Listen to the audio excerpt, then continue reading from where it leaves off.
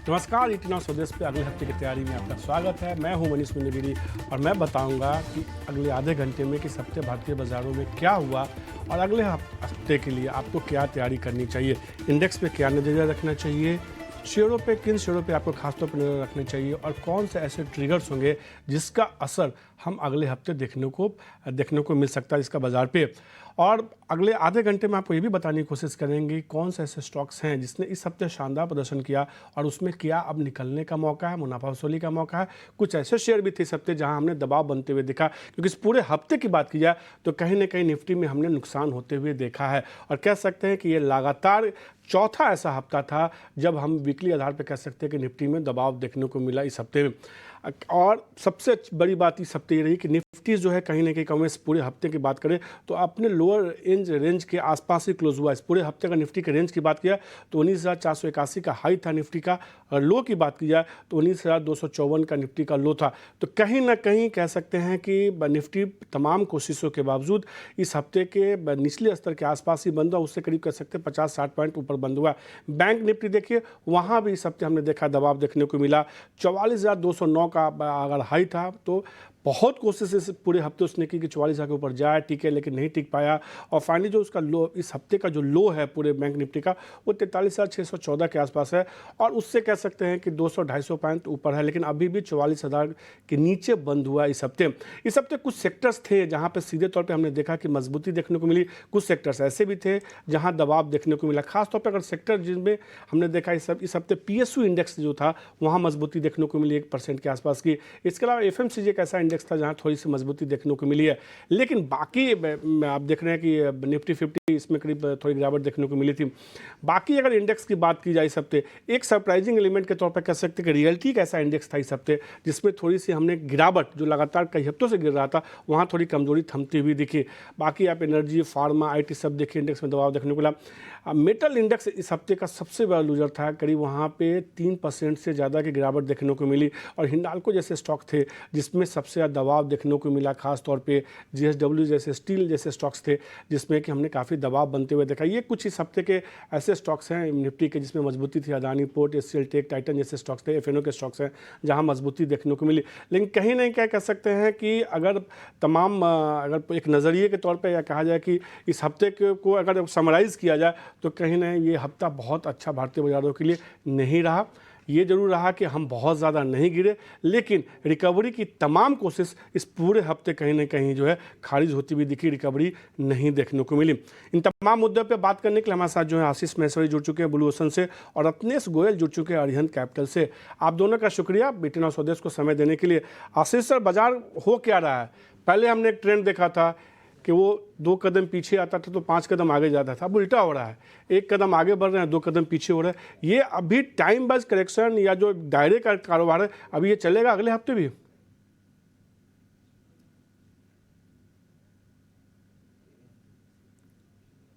जी।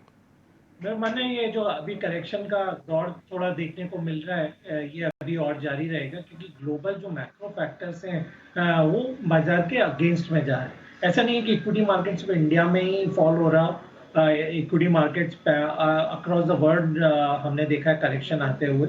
और रीजन ये जैसे बॉन्ड डील्स बढ़ रहे हैं तो ये शो करता है कि जो इंटरेस्ट रेट जो शॉर्ट टर्म में घटने वाले नहीं। अब शॉर्ट टर्म इंटरेस्ट रेट घटेंगे नहीं तो जो बॉन्ड के प्राइसेस हैं उसमें फॉल आ रहा है। और बॉन्ड का जो मार्केट है वो इक्विटी मार्केट से 10 टाइम्स ज़्यादा है। तो यदि वहाँ पे मार्क टू मार्केट लॉसेज आते हैं तो इक्विटी मार्केट पे हमेशा प्रेशर आता है और वही देखने को मिल रहा है। इसके अलावा जो चाइना की जो कंसर्न्स हैं जो वहाँ के बैंकिंग सेक्टर को लेकर उसकी भी चिंताएं बाजार में हैं, जिसके कारण से जो हेज फंड्स की अग्रेसिव बाइंग पिछले 2 महीनों से हो रही थी भारतीय बाजारों में वो भी थोड़ी रुक गई है और कम हो गई है। और थोड़ा सा मार्केट ओवर हीटेड तो था ही, यदि आप लास्ट 3 महीने में देखें तो 5-1% का राइज ऑलरेडी आ चुका है। तो थोड़ा सा मार्केट ब्रीदर ले रहा है बस। मेरा मानना है कि यही सारे फैक्टर्स हैं जिसके कारण से थोड़ा सा बाजार में पिछले इस पूरे महीने में बिकवाली देखने को मिली और आगे भी ये थोड़ा जारी रहेगी। तौर पे अभी भी थोड़ा जो है बाजार में यही इस तरह का ही रुझान देखने को मिलेगा, दायरे का कारोबार ही होता हुआ दिखेगा। फिर इसमें रत्नेश आपसे समझना चाहते हैं निफ्टी और बैंक निफ्टी के लिए अगले हफ्ते के लिए कौन से अहम लेवल आप देख रहे हैं? गुड आफ्टरनून एवरीवन, सभी दर्शकों नमस्कार। निफ्टी की बात करें पहले तो निफ्टी ने डेली चार्ट पे आज 50 दिन मूविंग एवरेज नीचे बंद दे दी है। सेकंड हाफ में थोड़ी-सी रिकवरी ज़रूर आई थी बट जाते-जाते वापस से थोड़ी-सी प्रेशर देखने को मिला। तो 50 दिन की मूविंग एवरेज के नीचे बंद देना एक थोड़ा-सा साइन थोड़ा-सा वीकनेस का दर्शाता है। वहीं वीकली चार्ट पे भी देखेंगे तो एक लोअर ट्रेंड लाइन का ब्रेकडाउन भी दे दिया है निफ्टी ने डेली चार्ट पे। तो मुझे ऐसा लगता है कि कहीं न कहीं वापिस से अगर 19,250 के नीचे हम ट्रेड करना स्टार्ट करते हैं अगले हफ्ते के लिए थोड़ा-सा प्रेशर कंटिन्यू रह सकता है बाजार में जो कि बाजार को 19,100 से 19,050 तक के लिए लेके जाएगा। और अगर ऊपर का देखें तो जब तक अब 19,500 के ऊपर निफ्टी सस्टेन नहीं करती और ट्रेड नहीं करती, रिवर्सल नहीं बनेगा, जो तेजी हमको अभी 1-2-3 महीने से कंटिन्यू देखने को मिली थी, वो तेजी में थोड़ा-सा ब्रेक लगते हुए दिखेगा। तो ओवरऑल नीचे के सपोर्ट 19,250 का ध्यान रखना चाहिए अगले हफ्ते के लिए और 19,500 का ऊपर के लिए रेजिस्टेंस ध्यान रखना चाहिए। ये दोनों अगर कहीं पे भी ट्रिगर होते हैं, तो फिर एक रिवर्सल बाजार में वापिस से दिखते हुए मिलेगा। वहीं अगर बैंक निफ्टी देखें तो बैंक निफ्टी ने पहले ही हमको कमजोरी दिखा दी थी और इसने पहले ही 50 दिन मूविंग एवरेज के नीचे ट्रेड करना स्टार्ट कर दिया था। तो बैंक निफ्टी अब अपने एक महत्वपूर्ण सपोर्ट लेवल पर आ गई जो कि 43,500 का है। तो 43,500 अगर बैंक निफ्टी ने तोड़ा तो एक इसमें प्रेशर और देखने को मिलेगा जो कि 43,100 से लेके 43,000 तक के लिए लेके जा सकती है। तो बैंक निफ्टी में ऐसा लगता है कि अब थोड़ा-सा कंसोलिडेशन देखने को मिलेगा, जो कमजोरी अब जो आएगी वो निफ्टी की तरफ से आ सकती है और बैंक निफ्टी में ऊपर में काफ़ी एक महत्वपूर्ण रेजिस्टेंस लेवल रहेगा 44,200 का।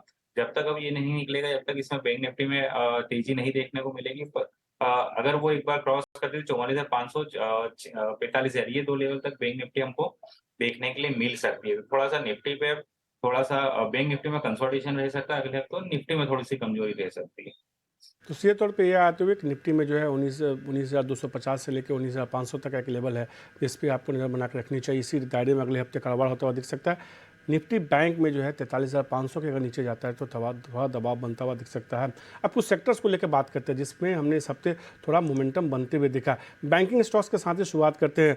आशीष सर, हमने देखा कि अब कहीं ना कहीं जो है लगातार गिरावट के बाद वापस इस हफ्ते एसबीआई थोड़ा सा संभलने की कोशिश कर रहा था। हम कह सकते हैं रिकवरी तो तेज़ी नहीं थी, बहुत अच्छी देखने को मिली, पर संभलने की कोशिश कर रहा था। एक तरफ एसबीआई थोड़ा संभलने की कोशिश कर रहा था, दूसरी तरफ एचडीएफसी बैंक संभल ही नहीं पा रहा है। इन दोनों शेयरों को लेकर क्या नज़रिया होगी आपकी, एसबीआई और एचडीएफसी बैंक? देखिए, सबसे पहले तो जो चूँकि एक जो बीएफएसआई सेक्टर है, करीब 25% इसका वेटेज है इंडाइसेस में। तो मार्केट को यदि चलना होगा तो इस सेक्टर को बिल्कुल लीड लेना पड़ेगा और वो अभी दिख नहीं रहा है। जहाँ तक एसबीआई और एचडीएफसी बैंक की बात है तो अब चूँकि यहाँ पर अभी कोई शॉर्ट टर्म में ट्रिगर बाकी नहीं है, जिसके कारण से हम देख रहे हैं कि थोड़ा-सा इन स्टॉक में से एग्जिट हो रहा है और जो मर्जर रिलेटेड डेवलपमेंट थे, वो सारी जो स्टोरी थी वो फिनिश हो गई। तीसरी बात इसमें कि एचडीएफसी बैंक में यदि आप देखें तो काफ़ी जो मेजर परसेंटेज होल्डिंग है वो फॉरेन इंस्टीट्यूशनल इन्वेस्टर्स का है और वहाँ पर काफ़ी बिकवाली हमें देखने को मिल रही है। तो मुझे लगता है कि यहाँ पर भी अभी जो डाउनसाइड है एचडीएफसी बैंक या एसबीआई जैसे फ्रंटलाइन स्टॉक्स हैं, वहाँ पर जारी रहेगी और जो फोकस थोड़ा शिफ्ट हो रहा है वो जो छोटे और मझोले बैंक हैं, चाहे वो central bank India, Jammu and Kashmir bank या बैंक ऑफ महाराष्ट्र जैसे बैंक, वहाँ पर थोड़ा-सा फ़ोकस शिफ्ट हो रहा है। तो अभी मेरा सलाह रहेगी कि पीएसयू मिड कैप बैंक्स में निवेश करना चाहिए, ना कि लार्ज कैप। सीधे तौर पे तो अगर अगले हफ्ते के लिए नज़र बना के चल सकते हैं तो पीएसयू कह सकते हैं मिड कैप बैंकिंग स्टॉक्स पे नज़र बना के रखिए। Bank of Maharashtra, PNB, bank of Baroda जैसे स्टॉक्स में, जहां हमने देखा इस हफ्ते भी थोड़ी रिकवरी देखने को मिली थी। एक सेक्टर हमने देखा इस हफ्ते रत्नेश कि एटलीस्ट बहुत गिरावट देखने को नहीं मिली, बीते 2-3 हफ्तों से दबाव देखने को मिला था, वो था रियल्टी इंडेक्स खास तौर पर। और इस हफ्ते देखिए डीएलएफ हो, गोदरेज प्रॉपर्टी हो, लोढ़ा हो, सुबह डेवलपर्स हो, डीबी रियल्टी में तो एक अच्छी रैली देखी हमने इस हफ्ते। रियल्टी स्टॉक्स में कोई शेयर आपको पसंद आता है जिसमें आपको लगता है कि हाँ, अब चूंकि 2 हफ्ते तक लगातार इसने अंडर परफॉर्म किया है तो यहाँ से थोड़ी सी अब रिकवरी देखने को मिल सकती है?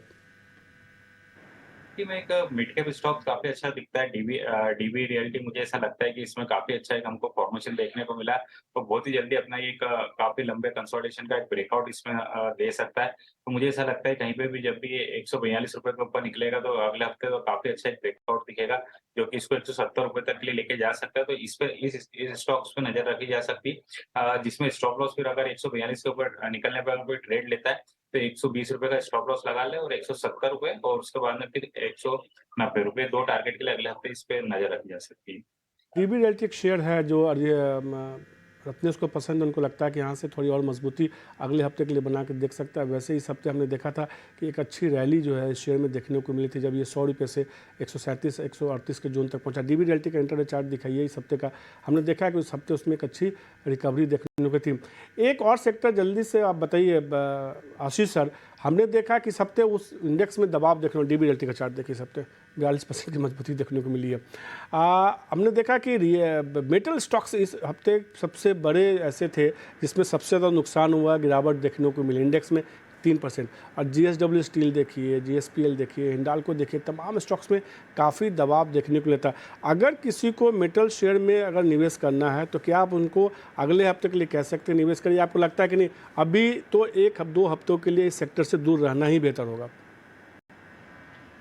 देखिए बिल्कुल एक ये सेक्टर है जो थोड़ा दबाव में रहा है। यदि इंडाइसेस पे इसके नज़र डालें तो जो निफ्टी मेटल इंडाइसेस ने 6,900 का उसका ऑलमोस्ट हाई था और अब 6,500 के नीचे आ गया है।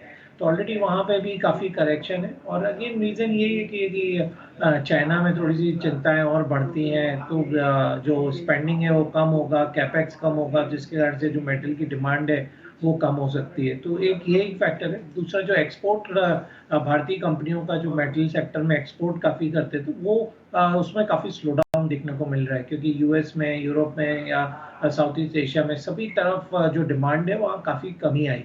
तो मेजर मार्केट उनका सिर्फ भारतीय बाजार रह गया जहाँ पर भी प्राइसिंग प्रेशर है। तो मुझे नहीं लगता कि कोई बहुत जल्दी यहाँ पर रिवाइवल होगा। तो यहाँ पे आपको जो भी कॉल लेना है काफ़ी स्टॉक लेना है। तो जैसे मेरे को रत्नमणि मेटल यहाँ पे काफ़ी पसंद है, जिसके नंबर्स काफ़ी अच्छे आए हैं। इसके अलावा वेलस्पन कॉर्प जैसे स्टॉक पर निवेश करना चाहिए। तो डायरेक्ट मेटल का पे कॉल लेने की बजाय यदि हम मेटल डेरिवेटिव की जैसे पाइप वाली कंपनियां हैं वहाँ पे फोकस करेंगे तो बेटर रहेगा। ये रहा है रत्नामणि मेटल्स और वेस्टर्न मेटल स्टॉक्स को छोड़ दीजिए, कुछ स्टॉक्स जो बता रहे हैं आशीष सर उस पर जब बना के चलिए। वेस्टर्न कॉर्प, रत्नामणि मेटल जैसे स्टॉक्स हैं, उनको लगता है कि यहाँ थोड़ी मजबूती देखने को मिल सकती है। अगले हफ्ते के लिए कई सारे और अहम ट्रिगर्स हैं जिसका असर भारतीय बाज़ारों पर सीधे तौर पर देखने को मिलेगा, और ये तमाम ट्रिगर्स बताने के लिए मेरे साथ मेरी सहयोगी वामाक्षी जुड़ चुकी हैं। वामाक्षी, अगले हफ्ते के लिए कौन से बड़े ट्रिगर्स हैं? जी बिल्कुल, शुरुआत करते हैं हम कुछ इम्पॉर्टेंट इकोनॉमिक न्यूज़ के साथ। तो हमारी नज़र होगी S&P ग्लोबल सर्विसेज और मैन्युफैक्चरिंग PMI डेटा पर जो आएगा US, UK और यूरोजोन की तरफ से। इसके अलावा IPO फ्रंट पर अगर हम बात करें तो यहाँ पर भी काफ़ी एक्शन नज़र आ रहा है। TVS सप्लाई चेन की लिस्टिंग होने जा रही है अगस्त 23 को। एरोफ्लेक्स इंडस्ट्रीज़ का भी खुलने जा रहा है सब्सक्रिप्शन के लिए अगस्त 22 से लेकर अगस्त 24 को। इसके अलावा AGM के लिहाज से भी कुछ स्टॉक्स हमारे रेडार पर रहेंगे। इनकी तरफ से मैनेजमेंट की तरफ से क्या कमेंट्री आ रही है, इनका क्या आउटलुक है कंपनी के फ्यूचर को लेकर, इस पर खास नज़र होगी। और इसी के चलते हमारी नज़र होगी Kotak Mahindra bank, HCL tech, Eicher motors, Bharti Airtel, Grasim industries, Aurobindo pharma और इन्फो एज इंडिया पर। इसके अलावा अगर हम देखें तो कॉर्पोरेट फ्रंट पर भी काफ़ी एक्शन नज़र आएगा। हमारी नज़र होगी जियो फाइनेंशियल सर्विसेज की लिस्टिंग पर, और इसी के चलते ये स्टॉक हमारे रेडार पर रहेगा अगस्त 21 को। इसके अलावा पिरामिड एंटरप्राइजेस और इंडिया मार्ट इंटरमैश भी हमारे रेडार पर रहेगा, क्योंकि अगस्त 24 को आखिरी दिन है ये स्टॉक को खरीदने का, अगर आपको बायबैक के लिए एलिजिबल होना है तो। ऑल इन ऑल ये थे सारे इंपॉर्टेंट इवेंट्स और ट्रिगर्स जो आपके रेडार पर होने चाहिए अगले हफ्ते के ट्रेडिंग सेशन के लिए। शुक्रिया वामाक्षी इन तमाम ट्रिगर्स बताने के लिए। आशीष सर, मेरा सीधा सवाल रिलायंस को लेके है। आज जिस तरीके से खबर आई लिस्टिंग को लेके कि मंडे को इसकी जियो फाइनेंशियल आर्म्स की जो लिस्टिंग होने वाली है, रिलायंस पे क्या लगता है? किसी को खरीदारी करनी हो तो मंडे को सोमवार सुबह खरीदारी करके चले रिलायंस से, अगर अगले 10-15 1 महीने के नज़रिए से खरीदारी करनी हो तो? यदि नॉर्मल मार्केट होता और बुलिश सेंटीमेंट्स रहे होते तो बिल्कुल मैं अग्रेसिवली बाय करने की सलाह देता। बट मेरा मानना है कि एक जो इवेंट है वैसे ही जैसे ही वो ओवर होता है तब आजकल उस पर कोई फॉलो बाइंग नहीं आता है और थोड़ा सा मुनाफा वसूली होती है। तो आपको कोई ना कोई स्टॉप लॉस रख के यहाँ पर ट्रेड करना चाहिए, क्योंकि वैल्यू अनलॉकिंग तो है। और जैसे हिसाब से ग्रे मार्केट में जो जियो फाइनेंशियल का अच्छा प्रीमियम कोट हो रहे हैं, तो मुझे लगता है कि एक्शन तो जरूर रहेगा। बट क्योंकि मार्केट सेंटीमेंट थोड़े से बियरिश है तो स्टॉप लॉस रख कर ट्रेड करना एक बेटर स्ट्रैटेजी होगी। आशीष जी ने कहा ना ये खबर आ जाने के बाद हो सकता है दबाव देखने को मिले, और आज भी यही हुआ था। जब ये खबर आई थी तो हमने देखा था शेयर में एक शानदार रिकवरी देखने को मिली थी, और वापस से फिर ऊपर से थोड़ा शेयर नीचे भी हल्का भी हुआ। हालांकि अच्छी बात ये रही कि हर निशान में बंद होने में कामयाब हुआ था, एक अच्छी रिकवरी दिखा रहा था, उसके दम पे बाजार में भी थोड़ी रिकवरी आई थी।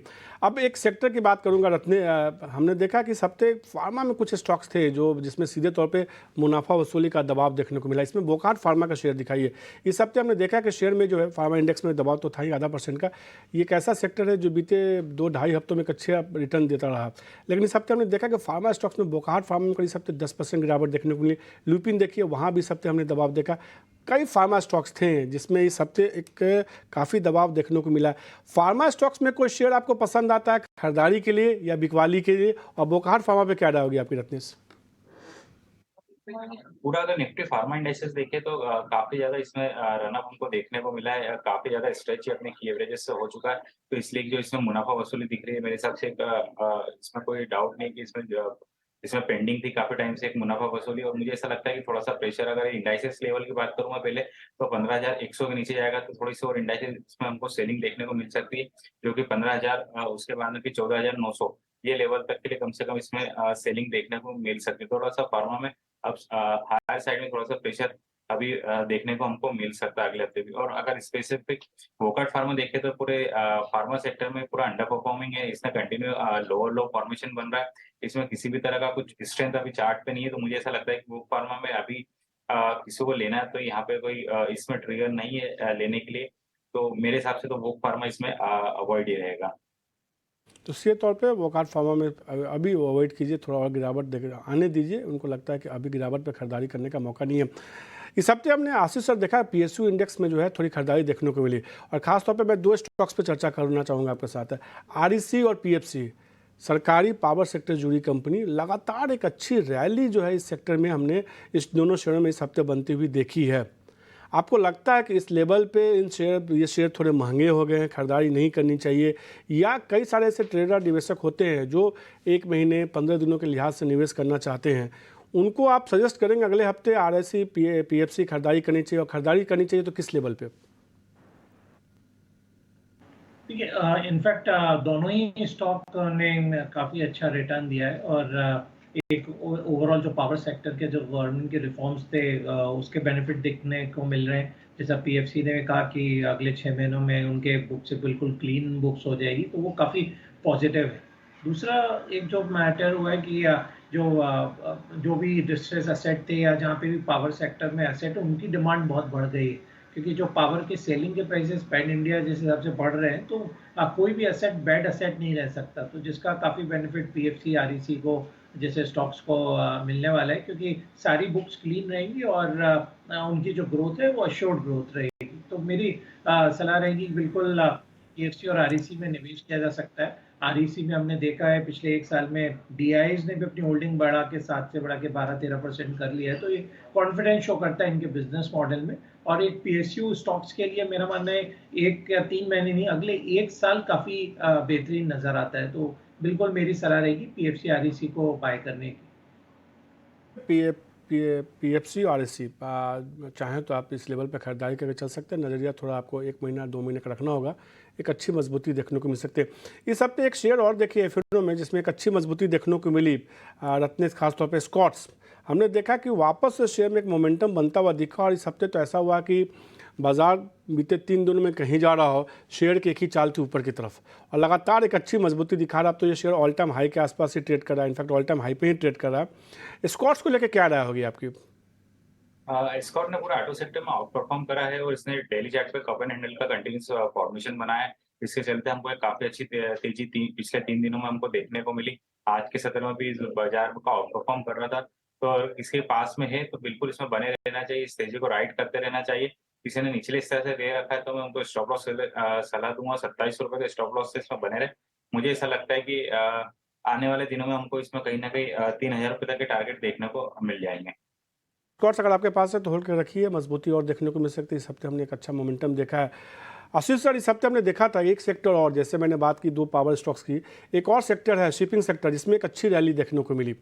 खासतौर पे आप देखिए Cochin CPR, shipping corporation of India जैसे स्टॉक्स थे। हालांकि कई जानकार मान रहे हैं कि इसके वैल्यूएशन थोड़े महंगे हो गए हैं। आपकी क्या राय होगी शिपिंग स्टॉक्स में? क्या है मुनाफा वसूली अगर अगले हफ्ते आती है लगातार एक बड़ी तेजी के बाद Cochin CPR, shipping corporation of India और मझगांव डॉक जैसे स्टॉक्स में, तो किसी में आपको खरीदारी के लिहाज से कोई शेयर पसंद आ रहा है क्या? ठीक है, अभी यदि वैल्यूएशन गैप देखा जाए तो मझगांव और वैल्यूएशन गैप अभी भी है। ये अलग बात है कि जो उनका एक्टिविटी लेवल है, जिस डायरेक्ट वो काम करते हैं डोमेन में, वो अलग अलग है। जैसे मझगांव डॉकयार्ड जो है वो सबमरीन बनाता है और एक सबमरीन करीब 20-20 हज़ार करोड़ रुपए का उनका वैल्यू होता है। जबकि जो कोचिन शिपयार्ड है वो एयरक्राफ्ट कैरियर जो शिप्स रहते हैं वो उस डायरेक्शन में ज़्यादा काम करते हैं। तो सबका अपना अपना यूएसपी है और जिस हिसाब से ऑर्डर्स बुक बनी हुई है इन कंपनियों की, अभी भी मुझे लगता है कि जैसे मैंने आपको पहले कहा था कि PSU स्टॉक्स पे मैं काफ़ी बुलिश हूँ अगले साल के लिए, क्योंकि बहुत इनके पास में ऑर्डर के इनफ्लोज आने वाले हैं। इनफैक्ट सरकार जितने भी बड़े ऑर्डर्स देती है अभी पहले PSU को जाते हैं, उसके बाद वो सब कॉन्ट्रैक्टिंग होती है। तो बिल्कुल यहाँ पर आप नज़र रख सकते हैं कोचिन शिपयार्ड पे। इसके अलावा मुझे लगता है कि मझगांव में भी जरूर वैल्यूएशन थोड़े रिच हैं, बट जो उनके पास में ऑर्डर के इनफ्लो अभी और आने वाले हैं उसको देखते हुए किसी भी गिरावट पे इस स्टॉक को भी ऐड करना चाहिए। कोचिन CPR और मझगांव डॉक 2 शेयर है जिस पे अगले हफ्ते एक नज़र बना के चल सकते हैं। मझगांव डॉक अगर थोड़ा नीचे आता है तो खरीदारी करके चल सकते हैं। अगले हफ्ते के लिए शिपिंग स्टॉक्स पे आप नज़र बना के चलिए।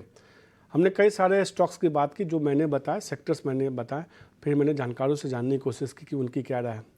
अब जो है इस पूरे सवाल जवाब के समीकरण को बदलते हैं।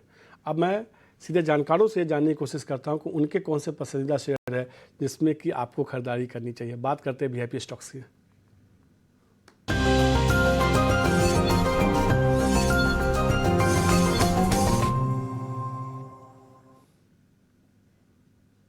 आशीष सर, आपकी तरफ से VIP स्टॉक्स कौन से होंगे? मेरा पहला स्टॉक रहेगा रूट मोबाइल लिमिटेड। इस स्टॉक पे बाय करने की सलाह है 1535 के लेवल पे और 1650 से 1700 के लक्ष्य अगले 3 महीने में आ सकते हैं। अब मैं उसके पीछे रीजन बताना चाहूँगा। आज जो उनका एक बहुत बड़ा कॉन्ट्रैक्ट उनके साथ साइन हुआ है वो है वोडाफोन आइडिया के साथ में। अब ये Vodafone idea traditionally Tanla network का क्लाइंट था जो रूट मोबाइल पे अब शिफ्ट हुआ है, और रूट मोबाइल पे आने के कारण से जो पूरा फायरवॉल का जो पूरा बिजनेस है वो पूरा जितने भी कस्टमर्स हैं वो सारे रूट मोबाइल के थ्रू अब ऑपरेट करेंगे। तो सारा रेवेन्यू यदि ऐड करूं मैं तो करीब 800 से 1000 करोड़ रुपए का रेवेन्यू रूट मोबाइल का वोडाफोन आइडिया की ऑनबोर्डिंग से बढ़ेगा। तो ऑलमोस्ट उसका 25 से 30% जो रेवेन्यू है वो अकेला वोडाफोन आइडिया से बढ़ने वाला है। तो आज जरूर स्टॉक में कोई बहुत ज़्यादा मोमेंटम नहीं हो पाया मार्केट के कारण से, बट मुझे लगता है कि जल्दी आप देखेंगे कि ये स्टॉक और परफॉर्म करेगा। दूसरा स्टॉक जो मुझे पसंद है वो है नवनीत एजुकेशन। इसको 155 रुपए के आसपास बाय करने की सलाह है, और रीज़न यही है कि जो न्यू एजुकेशन पॉलिसी आई है और उसके कारण से जो भी कोर्स बुक्स हैं काफ़ी बदल गई। तो ये 2 शेयर, आशीष से थोड़ा समय की कमी है तो 2 शेयर नवनीत एजुकेशन और रूट मोबाइल 2 शेयर खरीदारी करने की सलाह दे रहे हैं। आपकी तरफ से रत्नेश जल्दी से बताइए 2 शेयर कौन से होंगे जिसमें आपको लगता है यहाँ से तेजी देखने को मिल सकती है? पहला रहेगा लेमन ट्री में 95 रुपए का स्टॉप लॉस लगाना चाहिए और 120 रुपए का टारगेट लगता है। दूसरा भारत फॉर्ज 950 रुपए का स्टॉप लॉस लगाना चाहिए और 1020 तक का टारगेट लगता है। तो लेमन ट्री और भारत फॉर्ज 2 शेयर खरीदारी करने की सलाह दे रहे हैं। भारत फॉर्ज में 1020 का टारगेट लगाना है, 950 का स्टॉप लॉस, जिसमें स्टॉप लॉस बताया है उसमें जरूर स्टॉप लॉस लगा। लेमन ट्री में 120 का टारगेट लगाना, 95 रुपये का स्टॉप लॉस लगाना। आशीष जी ने 2 शेयर पसंद किए, उनको लगता है कि यहाँ से रूट मोबाइल खरीदारी देखने को मिल सकती है। उन्होंने टारगेट नहीं दिया, निवेश के लिहाज से खरीदारी करने की सलाह दी। नवनीत एजुकेशन भी मजबूत है। ये तमाम शेयर टारगेट स्टॉप लॉस आप यूट्यूब पर जा सकते हैं, अगले हफ्ते की तैयारी शो में ये तमाम शेयर वापस से आप देख सकते हैं। आशीष सर और रत्नेश, आपका शुक्रिया 18 स्वदेश को समय देने के लिए और अगले हफ्ते की तैयारी में तमाम शेयरों पर चर्चा करने के लिए। अगले हफ्ते में तैयारी के लिए आज के लिए इतना ही। मुझे दीजिए इजाज़त। नमस्कार।